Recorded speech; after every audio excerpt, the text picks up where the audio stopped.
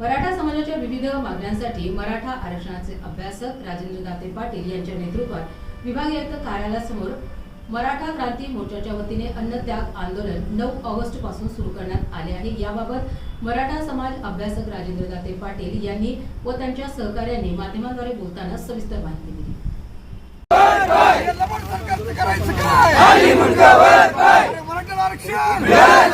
मराठ्याला शाश्वत आरक्षण अरे लबाड सरकारचं करायचं काय?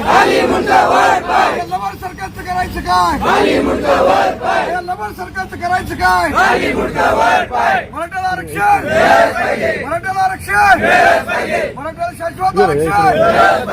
जय भवानी, जय भवानी, जय शिवाजी। हैदराबाद गॅझेटच्या नावाने मराठा समाज फसवणूक सरकारचं करायचं काय? हैदराबाद गॅझेटच्या नावाने मराठा समाजाची फसवणूक करणाऱ्या सरकारचं करायचं काय? मराठ्यांना शाश्वत आरक्षण, मराठ्यांना शाश्वत आरक्षण। एक मराठा तुमचं आमचं नातं काय? जय जिजाऊ जय शिवराय।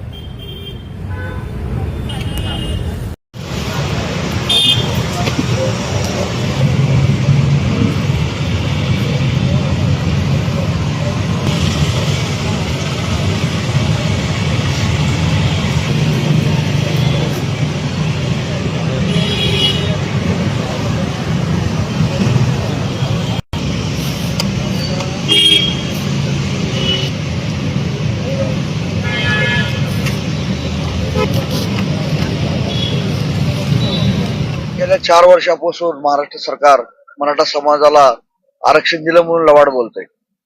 आम्ही बऱ्याच वेळेस वेगवेगळ्या ठिकाणी गेलो, नवी मुंबईला गेलो, प्रत्येक ठिकाणी सरकारनं मराठा समाजाच्या तोंडाला पानं पुसण्याचं काम केलेलं आहे।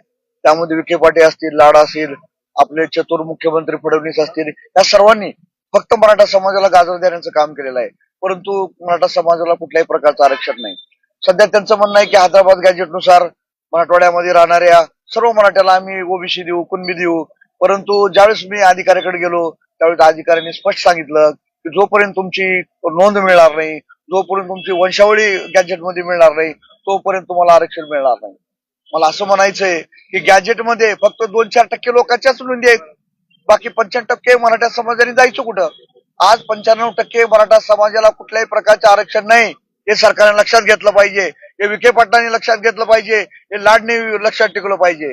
मागच्या वेळेस लाड तोरा बोलायचे मी मराठा समाजासाठी माती खातो, माती खाण्यासाठी मी इथं आलो, परंतु मला इथं असं वाटतंय की लाड हे माती खाण्यासाठी नाही, मराठा समाजाच्या ताटात माती घालण्यासाठी आले होते असं वाटतंय। कारण हैदराबाद गॅजेट ही गाजराची फुगी आहे, या हैदराबाद गॅजेटचा मराठा समाजाला काही उपयोग नाही मित्रांनो। आणि महाराष्ट्राच्या मराठा आरक्षणाच्या सह विविध मागण्यांसाठी दाते पाटील सरांनी 3रा दिवस आहे उपोषणाचा।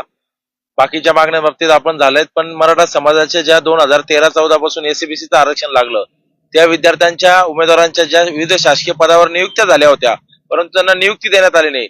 आमची मागणी आहे की त्यांना त्या तारखेपासून नियुक्त्या देण्यात याव्या।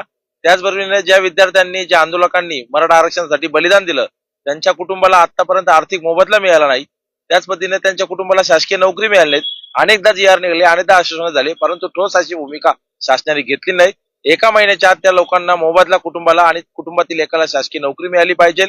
बलिदान दिलेल्या कुटुंबातील स्मरणार्थ काळगाव येथे काकासाहेब शिंदेच्या स्मारकाजवळ 1 एकर जागा शासनाने देणार होते। 5 कोटी रुपयाचा निधी कबूल केला होता, परंतु 3 मुख्यमंत्री बदलले, आतापर्यंत ती कारवाई झालेली नाही। आमचं म्हणणं आहे की 1 महिन्याच्या आत ती जमीन हस्तांतरित करून 5 कोटी रुपयाचा निधी देण्यात यावा। याचबरोबर सारथी संस्थेला 5,000 कोटी रुपयाचा निधी, अण्णासाहेब पाटील आर्थिक विकास महामंडळाला स्वायत्त फायनान्स बँक म्हणून डिक्लेरेशन करण्यात यावं आणि व्याज परताव्याची लिमिटेशन। प्रमुख मागण्या ज्या आहेत आरक्षणाशी संबंधित आणि मराठा समाजातील तरुणांच्या एकंदरीत उन्नतीसाठीच्या मागण्यांसाठी आहे। हैदराबाद गॅजेटच्या माध्यमातून वंशावळ मॅच होत नसल्यामुळे आमचे मिळत असलेले प्रमाणपत्र व्हॅलिडिटी होत असताना त्याची व्हॅलिडिटी होणार नाही, तर ती नेमकी शासनाची काय भूमिका आहे ती राज्य शासनाने स्पष्ट करावी। ज्या ज्या मराठा समाजाच्या बांधवांकडे कुठलाही पुरावा नसेल, वंशावळ मॅच होत नसेल किंवा पुरावा नसेल, त्या मराठा समाजाच्या आमच्या उर्वरित बांधवांना ओबीसी सारख्या सगळ्या सवलती दिल्या पाहिजे. त्याच्यामध्ये राजकीय सवलत वगळल्या गेली पाहिजे की याच्यासाठी की जो समाज मनामध्ये तेढ निर्माण झालेला आहे तो त्या एकाच राजकीय मागणीमुळे झालेला आहे आणि तो तेढ संपावा. म्हणून आता आमचं असं म्हणणं आहे की ओबीसी वर्गाला ज्या ज्या सवलती दिल्या जातात त्या सर्व सवलती मराठा समाजाच्या आमच्या तरुण युवकांना आणि मराठा समाजाला द्याव्यात. त्याच्यामध्ये शैक्षणिक सवलत असेल, नोकरीविषयक सवलत असेल, शिष्यवृत्ती सवलत असेल किंवा ज्या ज्या सवलती दिलेल्या आहेत त्या सर्व सवलती आम्हाला द्याव्यात. अशा पद्धतीची आमची जी मागणी आहे. दुसरी आमची महत्वाची मागणी आहे की अण्णासाहेब पाटील महामंडळाच्या माध्यमातून 1500 करोड रुपये व्याज परतावा देणं बाकी आहे. म्हणून अण्णासाहेब पाटील महामंडळाच्या त्या एकंदरीत या यंत्रणेला